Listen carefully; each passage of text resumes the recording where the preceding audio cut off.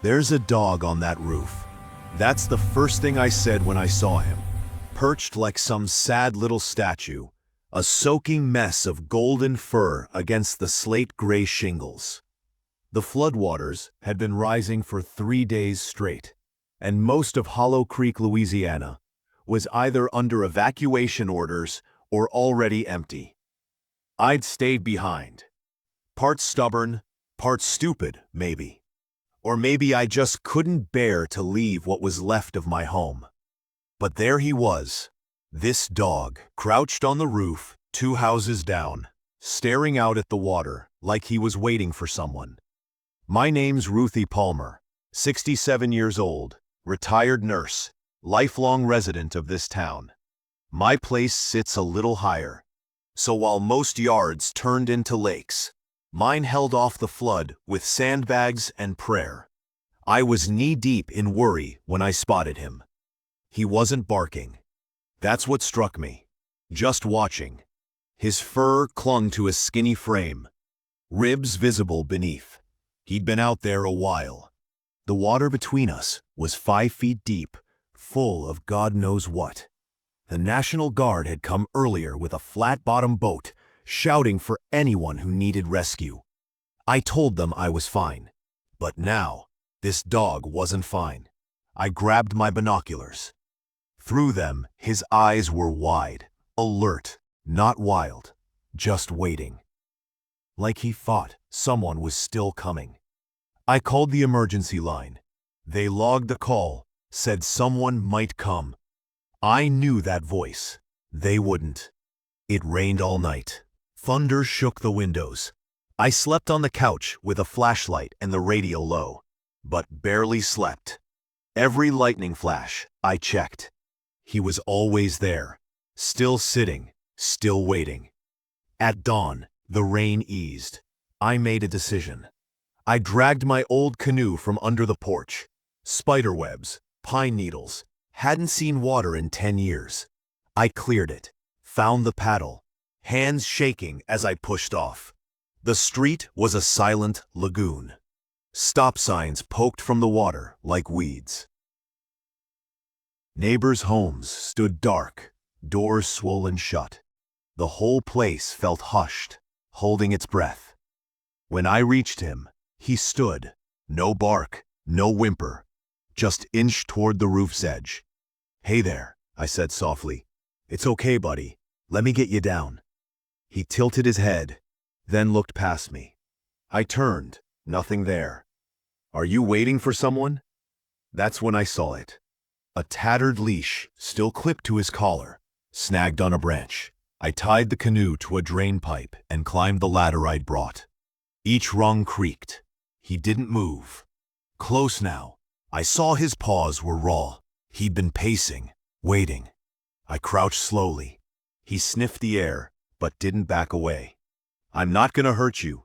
Let's get you out of here." It took a minute, but he let me clip the leash. Rung by rung, I guided him down. He trembled, but followed. Back in the canoe, he curled up, nose under tail. I paddled us home. He didn't look back. I named him Scout. Over the next days, the rain stopped, waters receded. I kept Scout inside. Warm towels, leftover chicken, a dry corner of the rug. He hardly ate at first. Just stared at the door, like someone would walk through. I put up posters, called, posted online. Nothing. No one came. But Scout stayed.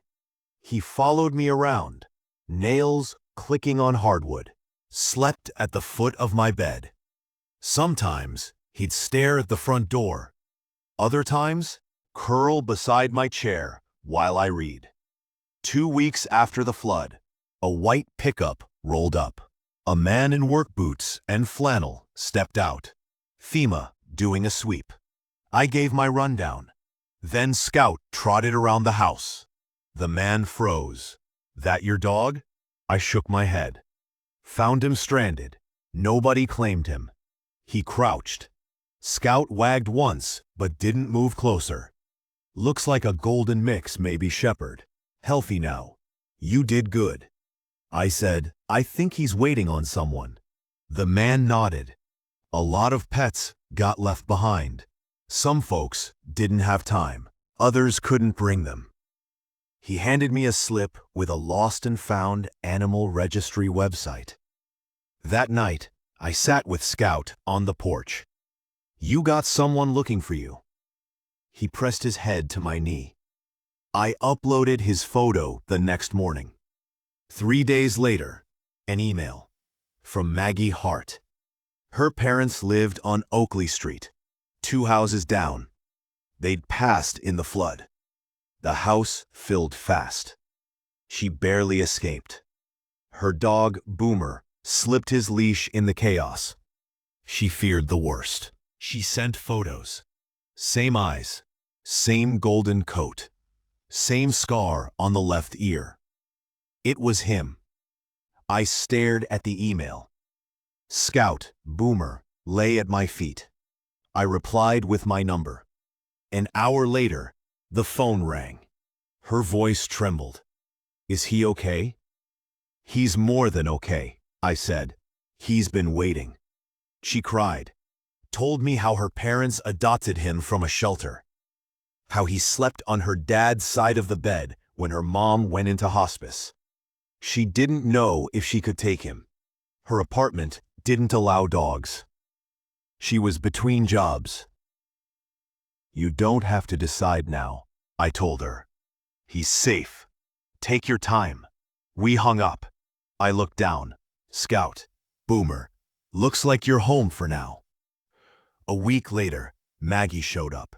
Drove from Baton Rouge. The moment she stepped out, he barked, the first time I'd ever heard it, and ran to her like a child to their mother. She knelt, arms wide, tears falling. He buried his head against her chest and shook. She stayed the weekend.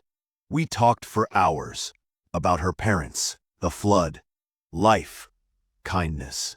She said she couldn't take him yet, but maybe someday. I said that was fine. Scout stayed. But things changed.